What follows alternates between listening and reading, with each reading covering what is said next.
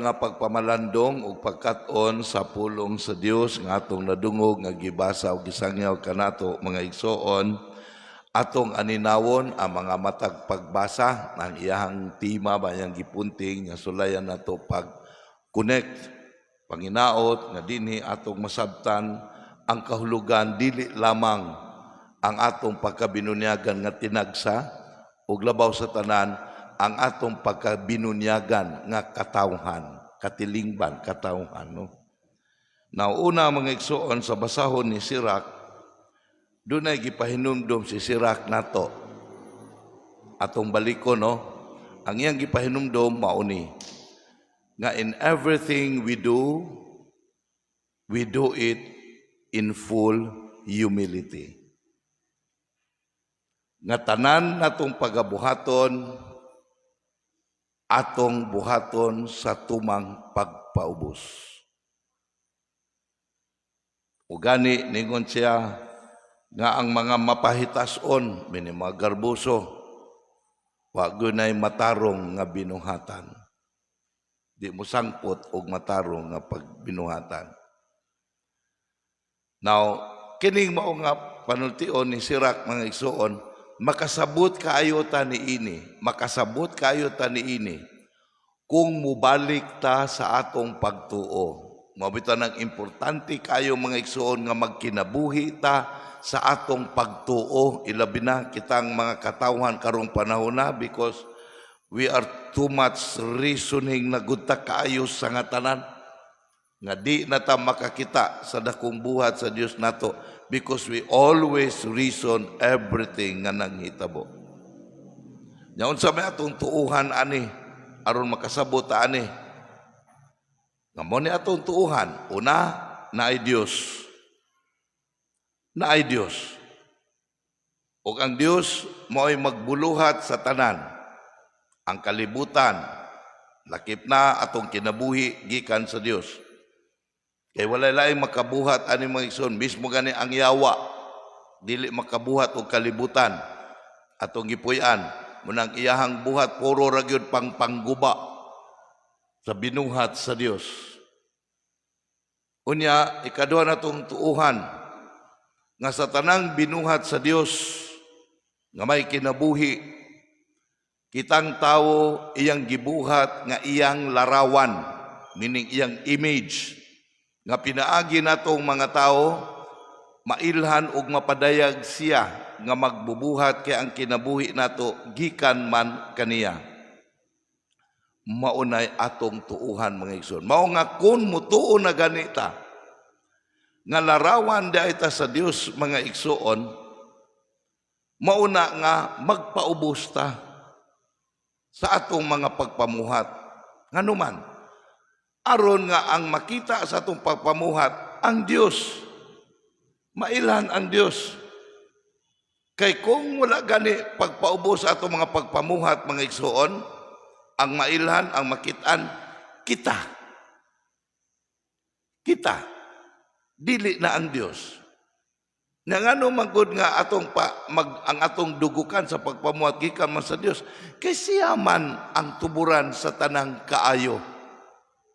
Mao nga kung magikan ang atong mga pagpamuhat sa tumang pagpaubos, magasukad diya sa atong pagtuo nga larawan nita sa Dios, mao na ang atong mga pagpamuhat pulos gyud na maayo, kay gikan man sa dugukan sa kaayo nga mao ang Dios. Pero kung ang ato ganing kaugalingong mga pagpanabot, pananaw nga niya tutuan ng maayo, wala gikan sa Dios, munang di gyud makitaan ang Dios o di gyud maayo ang resulta mga igsoon. Muna importante kay atong pagtuo mga igsoon. Na, tanawa, tagata mo example, parang decoration ba? Decoration. Tanawa na mag-decorate nga walay pagtuo ug dunay pagtuo, diferensya ra ko kayo. Tanawa nang mag-decorate nga dunay pagtuo. Dunay pagtuo, miingon nang matanaw ba? Mga mananaw, miingon ko, wow, kanindot sa mahal nga birhen, kagwapa kaayo niya. Pero mag-decorate gani nga walay pagtuo, o lahi ang pagtuo, miingon na mananaw, wow, kanindot sa mga bulak, tagpila ka na. Nasa naman gidekoritan? na lumos kay ang gadikurit mo may nagpaila sa iyang kaugalingon. Nakita ninyo mga igsoon? Mo nang makasabot kay taan mo nang niingon siya, we do things in full humility. Why? Tungod kay ang atong pagpamuhat dahil mga igsoon, dili man kita ang nagpamuhat, ang Dios pinaagi og dinhi kanato. Unya sa ikaduhang pagbasa pod mga igsoon sa sulat ngadto sa mga Hebreo, gipahinumduman kitang mga Kristiyanos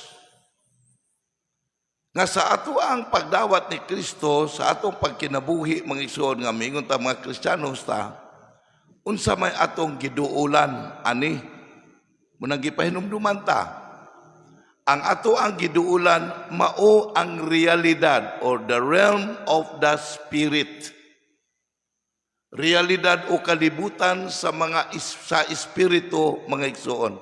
Kaya ang Dios espiritu man ug ang kalibutan sa mga santos nga espiritu usab. Mo ni atong giduulan natong mga binunyagan. Dili ang mga material nga butang mga igsoon aron makoreksyonan ang ato ang pagpanabot og pananaw. Dili ba nangita man ta sa kamatuoran, nangita tag kaluwasan. Unsay tumong aron matagbaw ang atong kinabuhi mga igsoon. Mabita nang dili ta makasabot ani ug dili po ta mobalik sa kamatuoran o another kamatuoran na pod. Mahitungod natong mga tao nga unsa man ang klasikal nga definition natong mga tao nga kitang mga tao we are a composition of body and soul. Lawas og kalag. Ang lawas, material, o ang kalag, espiritu, nga mao'y nagbuhi sa ato ang lawas. Nga we are not pure material being mga igsoon. Maubitaw na nga kanang mga kahaguka, emptiness, mga desire sa ato ang kinabuhi, pagkatao, misod, wala ni sa atong lawas, kahaguka, kay atong lawas nga material, misod, walay material thing nga mubati. Walay material thing nga dunay feeling. Only the spirit mga igsoon. Na basihi ra gunang atong lawas. Kung buhi pa ni atong lawas na paning atong kalag ani, kusion ta, utiabaw gutag kasakit. Would you agree with me? Pero mubulag na ning atong kalag sa atong lawas, atong lawas wa nay kalag. Nya mayo ta patay na atong lawas. Tugso ko dagdag ko kayo mga trukar bitawa ka na yan balsamar. Kadungog mong namatay nga misyagi kay sakit kay ng dagom. Wala. Maubitan na mga igsoon kung sa ato ang kahaguka, sa atong emptiness gusto tag katagbawan mga igsoon kung ari ta mangita sa material nga mga butang. Then muna gingon sa panultiyon pa sa English, we are barking on a wrong tree. We are searching on the wrong place. Nga naman, kaya ang material nga butang mga igsoon, kaya wala man na say, di man na makafeel og emptiness, dili gid na siya makatagbaw na to. Na, makita bitaw na to diron, tanawa. Kung material nga butang atong pangita katagbawan, og naka-experience mo, tanawan yung kagalingon, the more nga naa ka na mga butang nga imong gipangandoy, the more you long for more. Why satisfaction mga igsoon? Ako, gisige na nako balik-balik nga example na, iba daw, daghan na kay kwarta, bahandi, wa na kay kabalo, pila lang kwarta, mani, mga kuan pagod, sa tawagan managinot pagod sa mga sinsilyos, mga kabos, baling paita. Gamhana na manlupig paghihapon sa mga tao. Kunuhay mo sirbi, unya manlimbong, wa ginay maayong pangalagad. Kaya ang taong manlimbong, di gina matinud-anon. Daghan naman unta, nga naman, makasabot ang ingon ani mga igsoon kay ngano, kay nangita na sila katagbawan sa ilahang kinabuhi. Apan walay katagbawan nga mahitabo mga igsoon kun ang atong tagbawon mga igsoon ang ato ang lawas nun nga pag mga material things. Because sa tinudanay, our material composition dili man ni siya, wa man siya feeling mga igsoon nganong ato man tagbawon. So unsa man day ang mo feel, ang atong spiritus, ang atong kalag, mao ni siya ang tagbawon mga igsoon. Mao bitaw na nga inig tagbaw nato ani, unsa man pagtabaw, mga spiritual pud nga butang. Mao bitaw na nga karong adlaw, Domingo maron pero wala sa ulog noon. Nindot po kayo ng Ebanghelyo kay pista biarong San Agustin sa atong kalendar pero wala sa ulog kay Domingo man ron. Nya naay famous kaayo nga panultion si San Agustin mga igsoon nga nagkanayon sa in English pa. My God, my heart is restless until I rest in thee. O Dios, ang akong kasing-kasing dili mahamutang hangtod nga kini makapahulay diha kanimo. And you know the story of Saint Agustin? All the vices ug niya Pascal sa atong panahon sa Agustin, pagsulti mo mga bisyo na aniya tanan. Ug napay sabo sa una, gasyabo po to. Ug napay istiil sa una, gastiil po to. Tungod kay sa pangita niya sa iyang emptiness. But then, tungod sa iyang inahan nga nagbangutan, nga naghilak sa kasakit, nagampo sa Dios, sa conversion ni San Agustin, nakakaplag siya katagbawan. Diin sa kita katagbawan, pagbalik niya sa Dios. Pagkakaplag niya ni Kristo. Maubitan na mga igsoon, expected unta nato kitang mga Kristiyanos nakakaplag na unta tas katagbawan. Ngano man?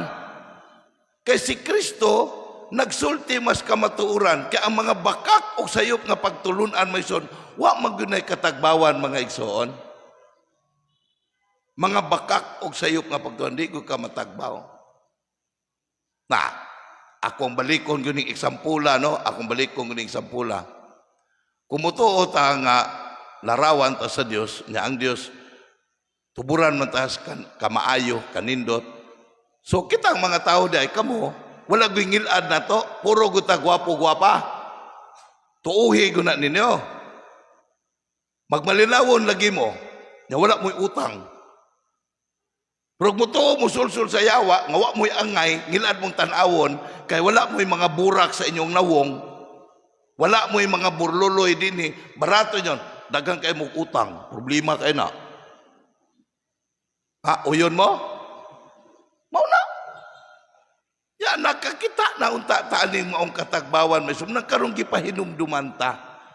We can only be satisfied if our spiritual longing will be satisfied. And for us Christians, nakakaplag na unta tani ini diha ni Kristo. Pero ngano man nga nangita pa magkatagbawan mga Kristiyanos karon kadaghanan. Kay wa man ta musulay nga si Kristo mo'y mutagbaw nato. Wa man ta musulay.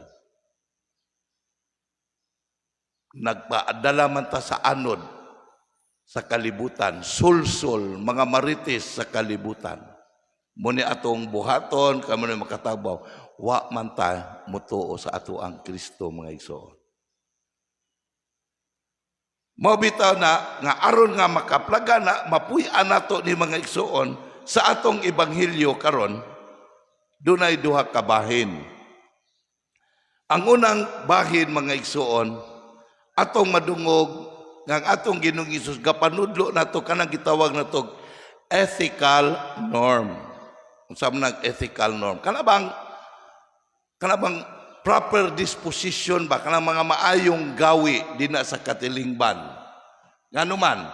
Because how we behave sa katilingban mga igsoon mao nay pagpadayag unsay nahulma sa atong pagkatawo. Nya mo na gitawag ethical nga mga pagkuan ba, buhat ba? Proper. What is proper? Na atong balikon ho. Atol ni nga atong Ginoong Hesus gi dapit sa kumbira sa kasal maneh no. Na muna nga nakaobserbar atong Ginoong Hesus nga dunay mga pipila sa mga bisita mga igsoon nga nagpili og lingkuranan og asa mang lingkod. Kana mga igsoon dili biya na maayo, unethical baya na sa tinud-anay lang. Kay ini kung dapiton gani ta mga igsoon, it is our privilege. Pribiliyo kay nang dapiton ka. Pero ang pangutana mao ni, kinsa may magbuot dina sa imong gitambungan nga panagtigom? Ikaw nga bisita o ang nagdapit nimo? Kinsa may magbuot?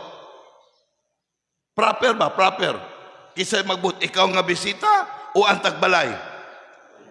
Tagbalay, good na. O good na magbuot. Ikaw ang bisita, dili ka magbuot-buot. Pero unsa maroy nahitabo rong panahon na? Bisita manoy magbuot. Nang gadapit mo panoy ngilad o kinaiya. Na, tagata mo example o. Ikaw ray dapiton, ikaw ray adto, ayaw panala. Tinod yan ha. Yan sa may gikwan, ikay gidapit, manala po ka. Gawas kong muingon ng gadapit nimo. Uy, pagdalag ka uban. Napangutuan mo, pila man kapok akong dadon. Abisag pila, o di dadan ang tibok. Banay nimo. Pero mo gani nga, uy, tambo ato ka na ko ha. Magkwanta dito. Ikaw ray adto nga naman kay kung pananglitan ko no gilimitan niya 5 niya ka amigo ray ang giimitan di maulawan ang gadapit at tungod nimo nga pribilehiyo kay nang gidapit ka. Nakitaan pa ba na rong panahon na unsa kaha ang atong social etiquette mga igsoon? Kaya nga naman, atong kaugalingon ng pirmi, atong gitanaw. Wa ta mag-consider sa uban ba. Na, o madapit na ka, tuwa na ka dito, dahil panawa po, uy, ari diri kay dahil pananghid po tao sa kapakaon ni mo, ulaw-ulaw po. Unya ra panawag o ani kumingo nga, uy, tawga inyong mga amigo. Nakuha inyong mga igsoon. Maunay ethical norm. Maunay proper. Munang dinig ipasabtan ta. Kisa man day magbuot. Nga maulawan ka. Nagmingon niya lang kuan mo, uy, nganong nanguan man ka, nangimbitar man ka nga, para ato raman di maulawan na, mainsulto na ka. Di unsa may tabo. Ang gadapit pa nimo pa yung ngilad o kinaya. Nya ikong gidapit mo yung maayong tao. Mora ba na rong panahon na mga igsoon? Atong basulon ang ubang mga tao sa atong kaugalingong binuhatan. That's why Christ is telling us. Maubitan ng mga igsoon, kung nakadumdum mo past months, niyong ko nga, ang atong relihiyong Kristyanismo, mga igsoon, atong religion Christianity, is but not just an ordinary relihiyon. Kundili ang ato ang relihiyong Christianity is a civilization. Di ba? Nakasulti ko nyo, anak. Christianity is a civilization. Usap ng civilization, civilized ba ba? Hulmaunta. Formation sa ato ang pagkatao, mga igsoon. Maubita na kung wata ma-civilize, wata mahulma sa atong pagkatao, then unsa tang klases pagkabinunyagan. Nya asa man gasukad ang ato ang civilization, formation mga igsoon. Naasa pagtulunan sa atong Ginoong Hesus. Asa magsukad? Pagkinabuhi sa kinabuhi nga nadawat nato sa Dios. Unsang kinabuhi gugma. Mabitan mingon siya nga, pag higugma ay kamo, ingon nga ako na higugma kaninyo. Kung kamo maghigugma ay masayod ang kalibutan nga kamo akong mga tinunan. Is it not a civilization? we are supposed to form a civilization of love. Because opposite sa love is hatred, vengeance, destruction. But love is relationship. Magkausa ta, magpasayloanay, naa ang tinuod nga development, mga igsoon. Muna atong tukuro na to, civilization of love. Maubita na nga, ang atuang kaniadtong kinaiyang nga muratag mga ihalas, nga mga mananap sa lasang, nga wala tay ethical thing, matirang matibay pa isugay, maunay mga tao nga ihalas, mga igsoon. Wala na mas-civilized. Pero kita tungkol sa atong kinabuhi sa gugma, na civilized ta. Dili ta mga bangis na himo tang tao, mga iso. Maubitaw na nga, kinideng atong kinabuhi sa pagkabinunyagan, mga igsoon. Kay katawahan man dita nga gisibilize diha sa pagtulunan ni Kristo, usa ni ka revolutionary nga kinabuhi, mga igsoon. Kabalo mo revolutionary, revolution. Kana yung drastic nga kausaban ba? Turning usbon gyud maayo. Aron makasabutan ni arita sa second part sa gospel. Unsa giingon ni Kristo ngadto sa nagdapit niya. Kon ikaw magkumbira ka, ayog dapita ang imong parinti, imong mga higala, ang mga dato. Nganuman, kay mubalos man na sila nimo og dapit pod. Kung magkumbira ka, imong dapiton katong mga kabos, mga bakol, nganuman, kadi man sila makabalos nimo. Nya nalipay na mo ani ron. Unsa may naanda nato, kinsa may kalagmitan yun natong kano nato, dapiton di ba katong makabalos pod nato? So balos-balos na tani. Mura na negosyo na, obligation and contract. Maunay kapitalism, mga igsoon, philosophy. Scratch my back and I will scratch yours.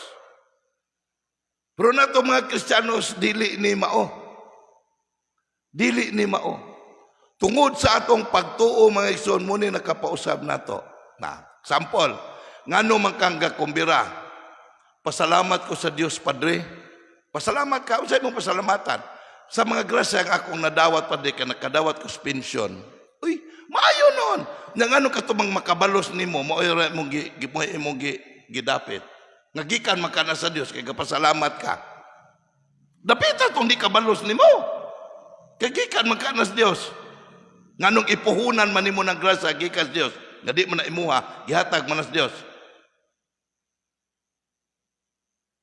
Dahil mamugtinan awan ako. Mao man ay truth. Am I right? Kalagmitan na to, nga matanggahi kay, kakumbira. Pasalamat sa Diyos, Padre. Sugikan sa Diyos. Nga nung ato mang gamiton, ipuhunan alang sa atong kaugalingong promosyon. Mabita na mga igsoon, akong balikon. Our Christian life is a revolutionary life, mga igsoon. Unsay gipasabot, dili pwede nga magpahauyon ta sa unsay kagustuhan sa kalibutan. Because otherwise, kung ang atong lifestyle, pagpahauyon kanunay sa kalibutan, unsaon man nato pagsulod sa kinabuhing tunhay. Mabita nang sa second reading atong balikon, gipahinumduman tag unsay atong giduulan.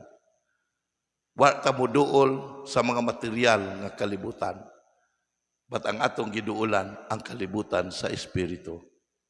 Muna mga igsoon, manginaot kita nga in today's readings, sa pagpahinumdum ka nato, the truth of our being as created in the image and likeness of God, and the truth sa ato ang pagkabinunyagan, isip, mga tinunan sa atong Ginoong Hesus, nga maghulma detag usa ka sibilisasyon nga magpahari sa Dios. Magpadayon ta sa atong panaw sa kinabuhi, magligon sa atong pagtuo, pagsalig sa Dios, panginaot, nga maato ang gisaad nga kabilin ang ganti sa pinianan sa langit sa kinabuhing dayon. Amen.